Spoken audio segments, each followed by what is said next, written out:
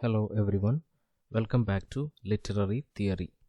Today we are moving on to Module 2, Structuralism, Post-Structuralism and Psychoanalysis.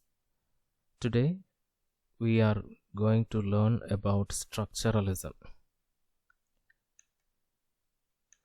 We have learned about liberal humanism versus theory in the last module. In this module we are going to learn about Structuralism. Structuralism had its origin in 1950s and 1960s. The roots of this school of thought lies in the thinking of the Swiss linguist Ferdinand de Saussure, 1857 to 1923. Here you can see the picture of Ferdinand de Saussure. He is regarded as the father of modern linguistics. Saussure is an important figure in the development of modern approaches to language study. He brought about a change in the approach to the language study. What change did he bring about? Here it is. In 19th century, the linguists concentrated on the historical aspects of language. That is, historical development of language, connections between various languages, studying the origin of language, etc. However, Saussure concentrated on the patterns and functions of language in use at that time, with emphasis on how meanings are maintained and established and on the function of grammatical structures. So that is the first contribution of Ferdinand de Saussure to the language study. Here it is given in the box. The change in the approach to language study brought about by Saussure. Before Saussure, linguists concentrated on the historical aspects of language. Saussure concentrated on the patterns and functions of language in use that day. Now, three important observations about language by Saussure. One is that meanings are arbitrary. Arbitrary means without any reason, in a random manner. See, he emphasized that meanings we give to words are arbitrary in nature. Arbitrary here means the meaning we give to words are arbitrary in nature. That is, there is no relation between that particular word and the meaning of it. See, you will understand more when we elaborate. This means that there is no relation between a word and its meaning. There is no relation between a word and its meaning. For example,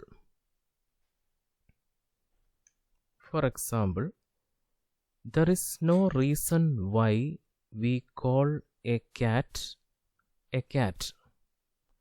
We call so because the information is handed over to us. There is one thing. For example, there is no reason why we call a cat a cat.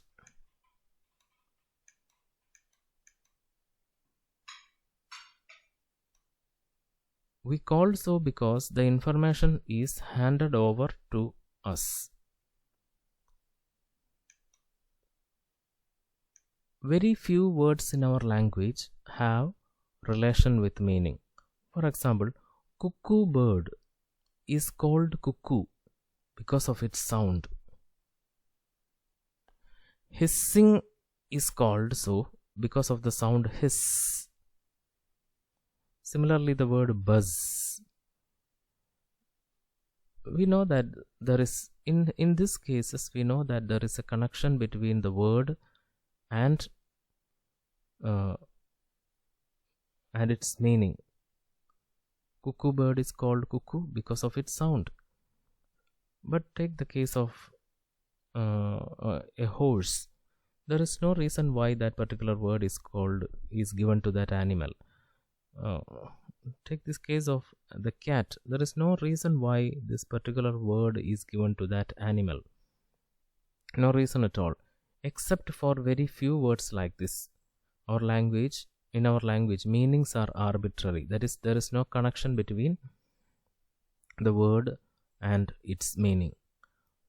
From this point, later, structuralists developed the structuralist point of view that language does not reflect reality around us. See, this is a very important concept in structuralism. Language does not reflect the reality around us. This statement is derived from this particular concept that meanings are arbitrary. There is no connection between meanings and the words. So that is the first point regarding the three observations about language by Saussure. Secondly, meanings are relational. Saussure emphasized that the meaning of words are relational. Relational means words acquire meaning from their relationship with other words. Words acquire meaning from their relationship with other words. For example, the word hut acquires meaning from its relationship with other words like house, bungalow, castle, fort, etc. Hut is a hut because it is not a house or castle or bungalow. So we understand that the meaning is relational. It acquires meaning from its relationship with similar words, similar concepts. Hope you understood that. A word acquires its meaning from its difference between the similar words, similar concepts. Hut, house, bungalow, castle, fort, etc. all are place for us to shelter, for us to live, shelter for human beings to live. But it is their size, it is their gravity, magnitude, etc. which provides different names to these concepts. A hut is called hut because it is not a house, it is not a castle. A house is called house because it is not a bungalow, it is not a hut. A castle is different from bungalow, house, etc. So meanings are thus relational. We could have no concept of day without the linked concept of night. No notion of good without a bad to define it against. This relational aspect of language gave rise to the famous remark by Saussure, that is, in a language there are only differences without fixed terms. So he says that everything acquires meaning from its difference between other words. Then the third concept,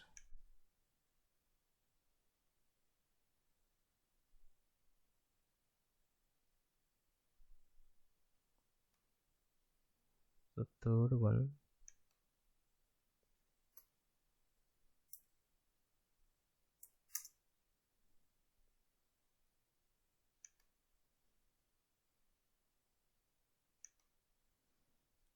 the meaning attributed to the object or meaning is attributed to the object or idea by human mind. We use language to create meaning and attribute it to words.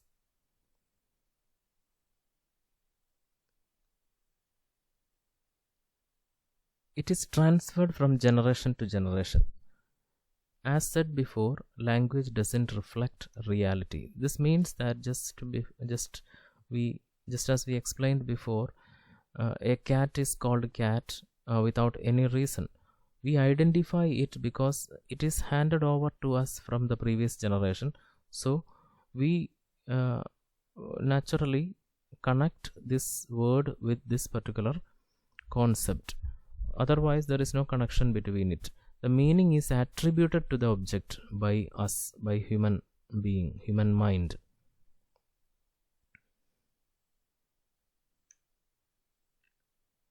Now we come to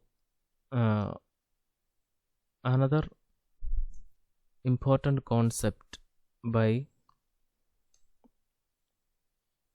Saussure, or in general linguistics, that is sign, signifier and signified.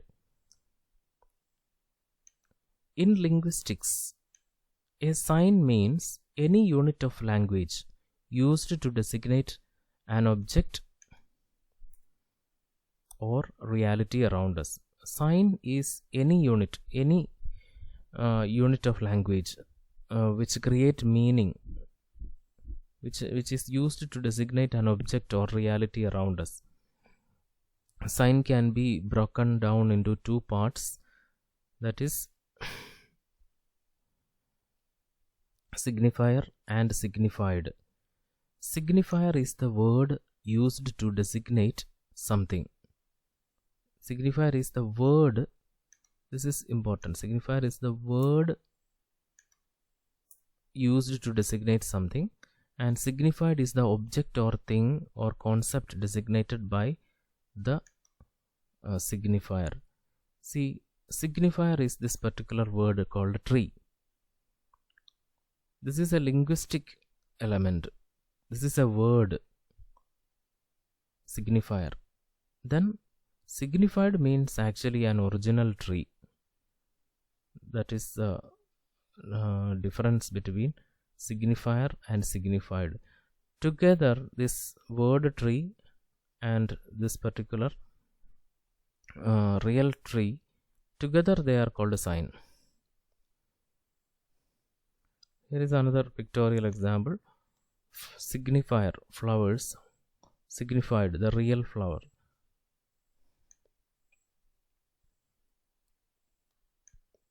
Another example, signifier is the word dog, signified is the real dog, and together they are called sign. So today we have learned some of the important concepts in structuralism. It is from these concepts that the structuralist criticism or structuralist theory developed. Today we have learned the following about Ferdinand de Saussure and the changes he brought about in the language study. 2. 3 important observations about language by Saussure. One is meaning is arbitrary, meaning is relational, meaning is attributed to object by human mind. Then we learned about sign, signifier and signified with examples. Another thing you must remember in connection with this is that the book Course in General Linguistics. Course in General Linguistics is a book compiled from the lectures of linguistics delivered by Ferdinand de Saussure. It was published in 1916. This is generally regarded as the starting point of structural linguistics. So today we have learned very important points regarding structuralism. Please go through it over and over again and understand the concept. We will continue in the next class. Thank you.